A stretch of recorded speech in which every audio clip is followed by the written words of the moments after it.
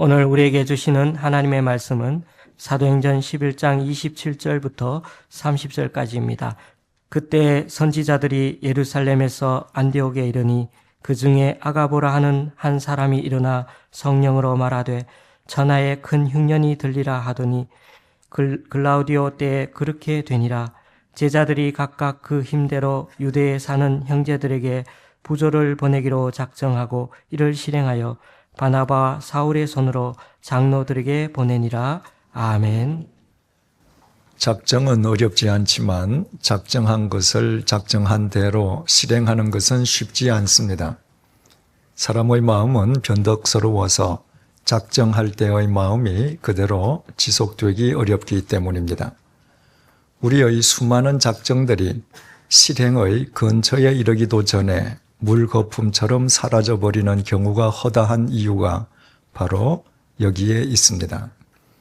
큰 흉년을 당해서 큰 재난을 입은 유대 그리스도인들을 위해 안디옥 교회 교인들이 힘을 다해 구제금을 보내기로 한 그들의 작정 또한 번복될 가능성이 농후했습니다.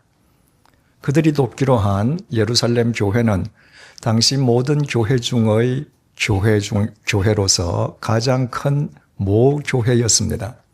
반면에 안디옥 교회는 막 태동한 작은 신앙 공동체였습니다.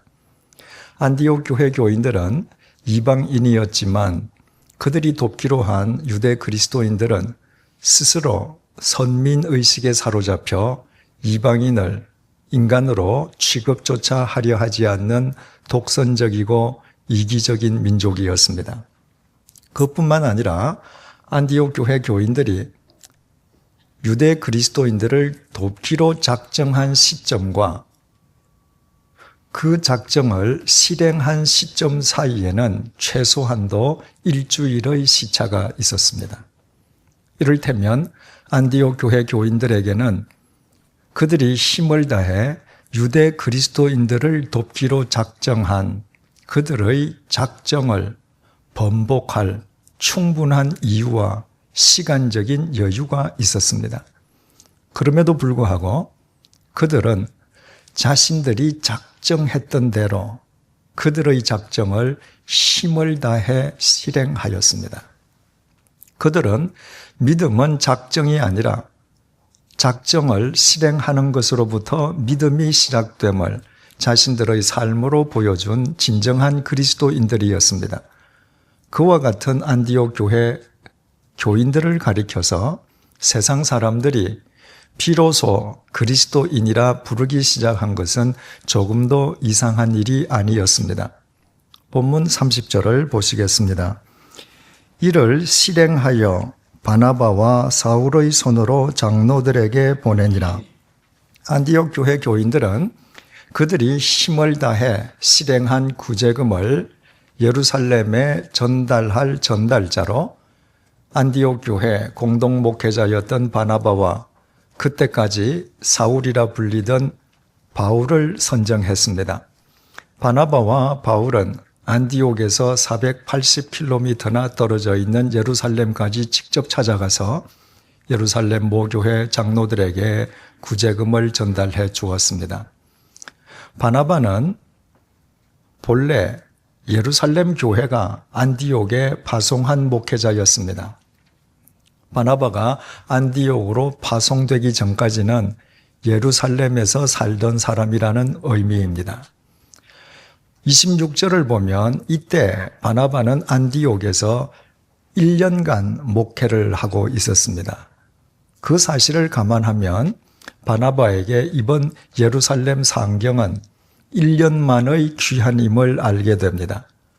그러나 바울의 경우는 달랐습니다. 갈라디아서 2장 1절에 의하면 바울은 이때 자신의 예루살렘 상경을 14년 만의 상경이라고 직접 밝히고 있습니다. 다메섹 도상에서 주님께 사로잡힌 바울은 자신을 배교자로 지목한 다메섹의 유대 교인들에게 살해 위협을 받게 됩니다. 바울은 3년에 걸친 아라비아 광야에서 홀로 경건 훈련을 가진 다음에 예루살렘으로 올라갔습니다. 그러나 예루살렘의 유대교 교인들 역시 바울을 죽이려고 했습니다. 이에 심각한 사태, 위기임을 깨달은 예루살렘의 그리스도인들이 바울을 설득해서 그로 하여금 고향 다소로 낙향하게 했습니다. 그때부터 우리가 잘 아는 것처럼 바울은 무려 13년 동안 고향 다소에서 칩거해야만 했습니다. 그 이후 바나바와 함께 안디옥 교회를 공동 목회하던 가운데 지금 바울은 14년 만에 예루살렘을 되찾게 된 것이었습니다. 14년 전에 예루살렘을 떠날 때 20대 후반이었을 바울이 이제 어느덧 중년이 되어 14년 만에 다시 예루살렘을 찾게 된 것입니다. 그렇다면 그 나이에 14년 만에 예루살렘을 되찾는 바울의 감회가 얼마나 컸을는지 능히 짐작할 수 있습니다. 본문 30절을 다시 보시겠습니다. 이를 실행하여 바나바와 사울의 손으로 장로들에게 보내니라. 본문은 안디옥 교회 교인들이 힘을 다해 실행한 구제금을 바나바와 바울이 예루살렘 교회에 그냥 전달했다고 증언하지 않습니다. 안디옥 교회 교인들이 그 구제금을 바울의 손으로 보내었다고 바울의 손을 강조하고 있습니다. 가령 제가 이 카드를 들고 어디를 간다면 제가 이 카드를 들고 갑니다 라고 말하면 족하지 않겠습니까? 그런데도 제가 굳이 제가 지금 이 카드를 제 손에 들고 갑니다라고 제 손을 언급한다면 그때는 제 손 자체에 무슨 깊은 의미가 있기 때문이 아니겠습니까?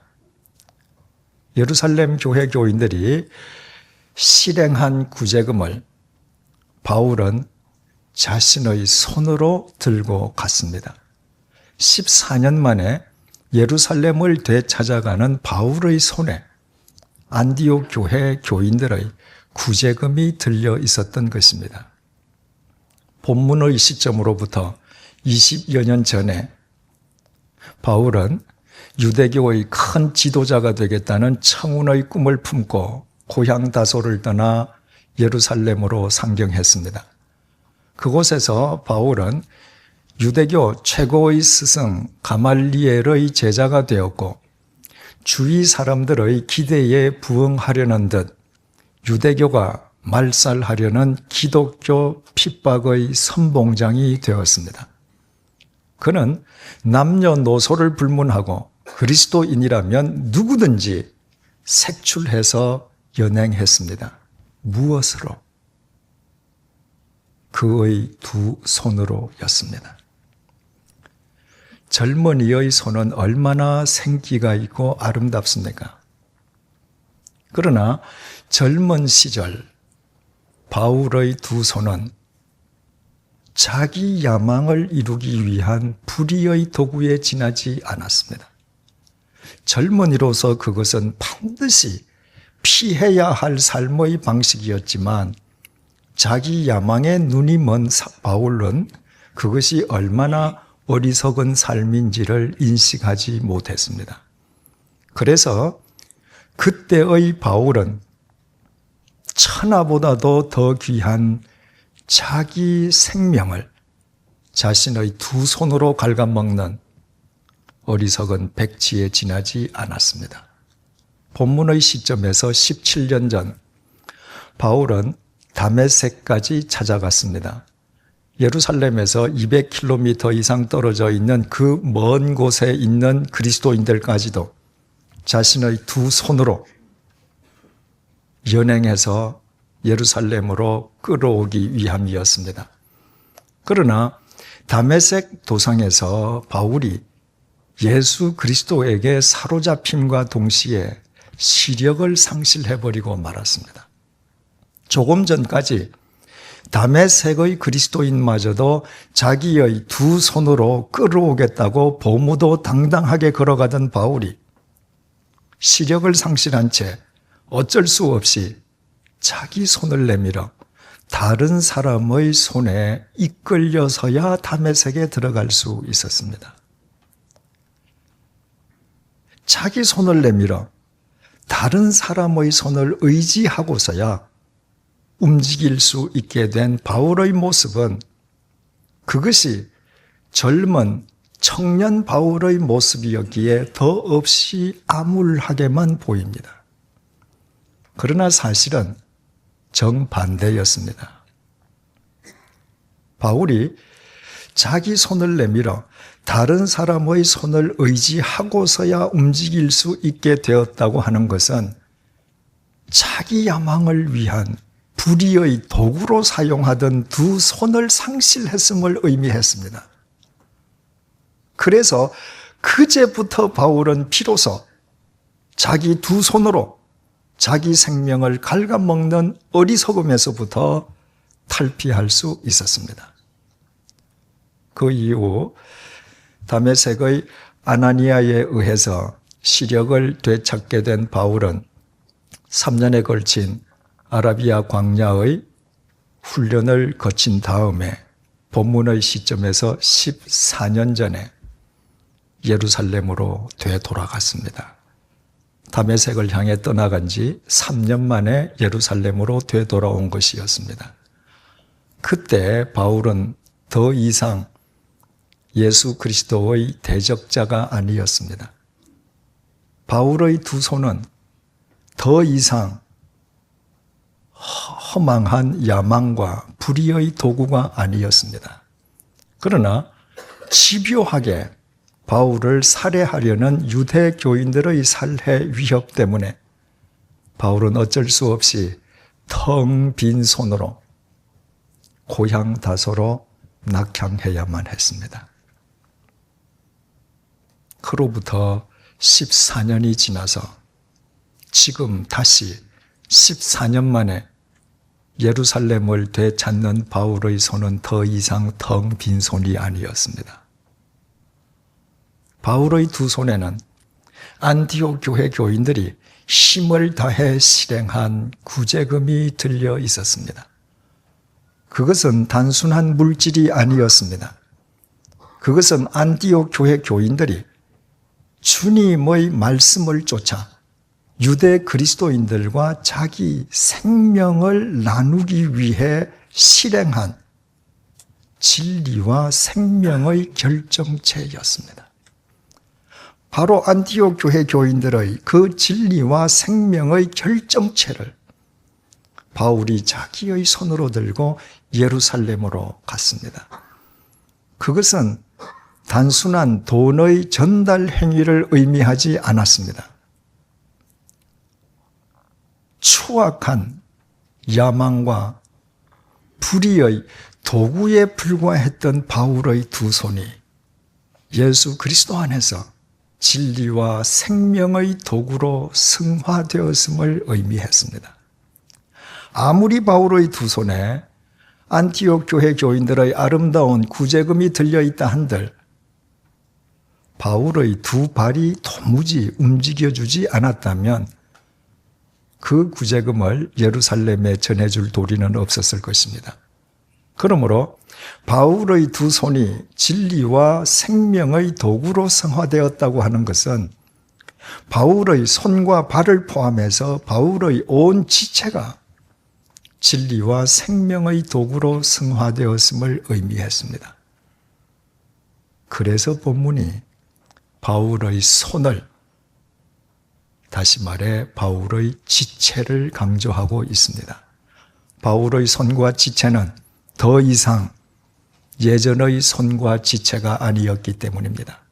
이 이후에 바울의 지체가 가서 닿는 곳마다 진리와 생명의 역사가 일어났습니다. 바울의 지체가 아니라 주님의 지체가 되어 있었기 때문입니다. 바울은 로마서 6장 13절을 통해서 우리에게 이렇게 권면합니다. 너희 지체를 불의의 무기로 죄에게 내주지 말고 오직 너희 자신을 죽은 자 가운데서 다시 살아난 자 같이 하나님께 드리며 너희 지체를 의의 무기로 하나님께 드리라. 여기에서 무기라 번역된 헬라어 단어 호플로는 본래 도구를 뜻하는 단어입니다. 바울은 악인과 의인의 분기점을 먼 데서 혹은 추상적인 데서 찾지 않았습니다. 바울은 그 분기점을 인간의 지체가 어떤 도구로 사용되느냐에서 찾았습니다.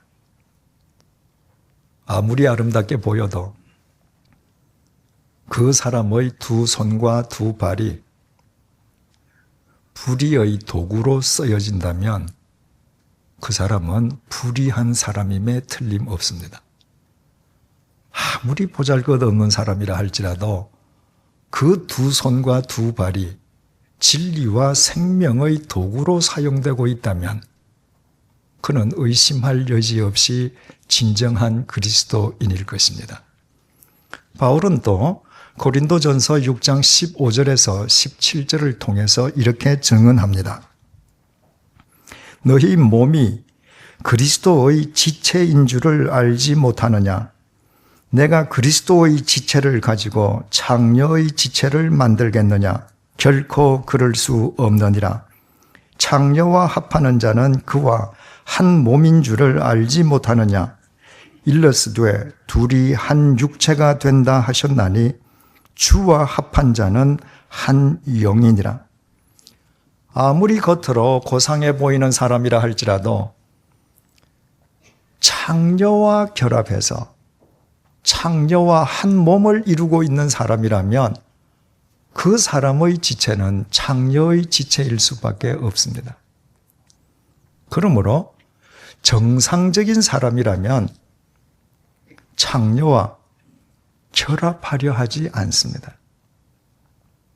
만약 굳이 창녀와 결합해서 한 몸을 이루어야 할 이유와 필요가 있다면 창녀로 하여금 창녀짓을 그만 관두게 한 뒤에 그 사람과 결합해서 한 몸을 이룰 것입니다. 창녀가 창녀인 줄 알면서 창녀가 창녀짓을 계속하도록 내버려 두면서 그 창녀와 결합해서 한 몸을 이루는 사람이라면 그 사람의 지체가 어떻게 창녀의 지체와 구별될 수 있겠습니까?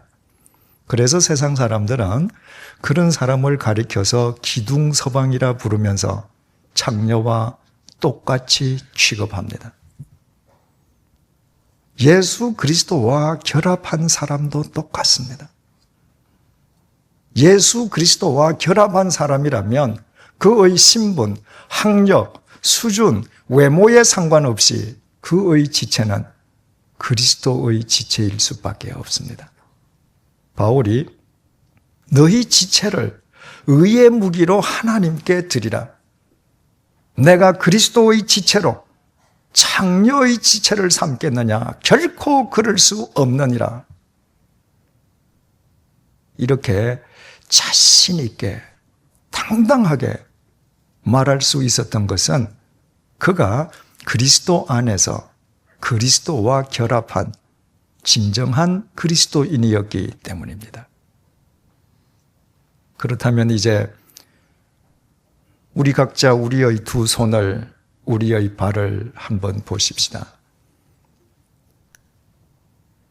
우리의 지체는 대체 어떤 지체입니까? 욕망의 도구입니까? 진리와 생명의 도구입니까? 죄와 불의의 무기입니까? 의의 무기입니까? 창녀의 지체입니까? 그리스도의 지체입니까?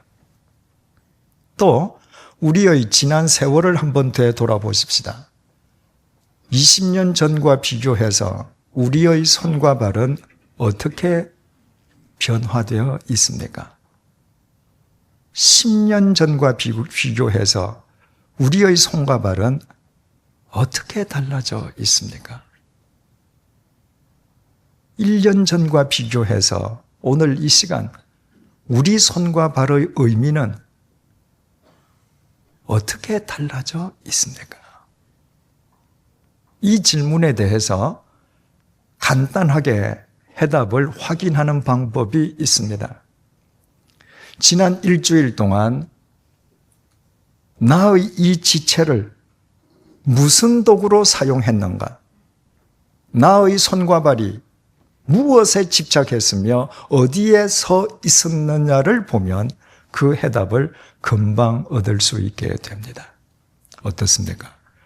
지난 일주일 동안 우리는 이 두 손으로 무엇을 했습니까? 무엇에 집착했습니까? 무엇을 움켜쥐려고 했습니까? 우리의 두 발은 어디에 서 있었습니까? 만약 우리가 지난 일주일 동안 행하였던 그 모든 일들이 진리와 생명과 무관했다면 한 가지 분명한 사실은 지난 일주일 동안도 우리는 천하보다 더 귀한 우리의 생명을 우리 스스로 갉아 먹었다는 것입니다. 바로 우리의 두 손과 두 발로 우리 자신의 생명을 말입니다. 바울은 갈라디아서 5장 24절을 통해서 이렇게 증언합니다. 그리스도 예수의 사람들은 육체와 함께 그 정욕과 탐심을 십자가에 못 박았느니라. 바울은 주님께서 못 박히신 십자가에서 주님만 본 것이 아니었습니다. 바울은 주님께서 자신을 위하여 못 박히신 십자가의 주님 안에서 주님과 함께 못 박힌 자기의 육체를 보았습니다.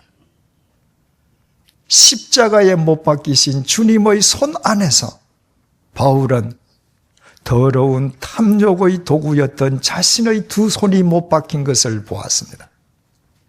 십자가에 못 박힌 주님의 두 발 안에서 바울은 불의의 무기였던 자신의 두 발이 못 박힌 것을 보았습니다. 이처럼 십자가에 못 박히신 예수 그리스도 안에서 바울의 두 손과 두 발이, 바울의 지체가, 바울의 육체가 그리스도와 함께 못 박혔기에 바울의 손과 발은 진리와 생명의 도구로, 의의 무기로, 주님의 지체로 거듭날 수 있었습니다. 그릇된 삶을 청산했다는 것을 일컫는 우리말 표현에 손을 씻었다, 발을 뺐다는 말이 있습니다. 손과 발은 육체의 한 지체일 뿐이지 않습니까? 그런데 어떻게 손을 씻고 발을 빼는 것이 그릇된 삶의 청산을 의미할 수 있겠습니까? 한 인간이 어떤 사람인지, 그가 어떤 삶을 살고 있는지는 그의 손과 발이 무엇을 하고 있느냐에 의해 분별되기 때문입니다. 이런 의미에서 바울은 그릇된 옛 삶으로부터 진정으로 손을 씻고 발을 뺀 사람이었습니다. 그러나 본문 30절에 이어지고 있는 사도행전 12장은 이렇게 시작됩니다. 그때에 헤롯 왕이 손을 들어 교회 중에서 몇 사람을 해하려 하여 요한의 형제 야고보를 칼로 죽이니 유대인들이 이 일을 기뻐하는 것을 보고 베드로도 잡으려 할새 때는 무교절이라. 바울이 더러운 야망과 불의의 도구에 불과했던 그의 두 손을 예수 그리스도의 십자가 위에서 함께 주님과 함께 못 박은 그때 유대 분봉왕이었던 헤롯 왕은 그의 두 손으로 사도들을 죽이고 체포하는 일을 서슴없이 거듭했습니다. 헤롯 왕은 겉으로는 화려한 사람이었지만 자신의 더러운 손을 씻고 그릇된 삶에서 자기 발을 뺄 의사가 추호도 없었습니다. 그래서 헤롯은 그 더러운 손과 발을 지닌 채 생을 마감했습니다. 바꾸어 말씀드리면 헤롯은 일평생 씻지 않은 더러운 손과 발로 자기 생명을 갉아먹다 그 인생이 끝나버린 가장 어리석은 인간의 전형이었습니다. 참된 그리스도인은 그릇된 삶으로부터 손을 씻고 발을 빼는 사람입니다. 그것이 어떻게 가능할 수 있겠습니까? 우리의 힘, 우리의 능력, 우리의 의지로 가능할 수 있겠습니까? 만약 우리 자신만을 의지한다면 그것은 우리 살아있는 동안 영영 불가능할 것입니다. 그럼에도 불구하고 그것이 가능할 수 있는 것은 예수 그리스도께서 십자가를 통해 우리의 손과 발을 새로운 피조물로 회복시켜 주셨기 때문입니다. 주님께서 당신의 두 손이 십자가에 못 박히실 때 탐욕의 더러운 도구였던 우리의 두 손도 함께 못 박아 주셨기 때문입니다. 주님의 두 발이 십자가에 못 박히실 때 불의의 무기였던 우리의 두 발을 함께 못 박아 주셨기 때문입니다. 죄와 사망의 덫으로부터 우리를 영원히 살리시기 위해 십자가에 못 박히신 예수 그리스도께서 당신의 보혈로 더러웠던 우리의 손과 발을 눈보다 더 깨끗하게 이미 씻어 주셨기 때문입니다. 이 사실을 믿는 사람만 본문의 바울처럼 자신의 손과 발을, 자신의 지체를 진리와 생명의 도구로, 의의 무기로, 주님의 지체로 하나님께 드릴 수 있습니다. 시인 도종환 선생의 흔들리며 피는 꽃이란 제목의 시를 읽어드리겠습니다. 흔들리지 않고 피는 꽃이 어디 있으랴. 이 세상 그 어떤 아름다운 꽃들도 다 흔들리면서 피었나니, 흔들리면서 줄기를 곧게 세웠나니, 흔들리지 않고 가는 사랑이 어디 있으랴. 젖지 않고 피는 꽃이 어디 있으랴. 이 세상 그 어떤 빛나는 꽃들도 다 젖으며 피었나니, 바람과 비에 젖으며 꽃잎 따뜻하게 피웠나니, 젖지 않고 가는 삶이 어디 있으랴. 바람에 흔들리지 않고 피는 꽃이 어디에 있겠습니까? 비에 젖지 않고 피는 꽃은 또 어디에 있을 수 있겠습니까? 폭풍에 흔들리고 폭우에 젖으면서도 눈부신 꽃망울을 터뜨리는 데에 꽃의 참된 의미와 진정한 아름다움이 있습니다. 구원받은 그리스도인으로 살아간다는 것은 그 인생에 비바람이 없는 것을 결코 의미하지 않습니다. 때로 폭풍이 우리 인생을 뿌리채 흔들 수 있습니다. 비와 눈보라가 우리의 가슴마저 시리게 할 수 있습니다. 그럴지라도 우리의 손과 발을 진리와 생명의 도구로 의의 무기로 주님의 지체로 하나님께 드리십시다. 왜냐고요? 예수 그리스도께서 십자가의 보혈로 우리의 손과 발을 깨끗하게 씻어 주셨기 때문입니다.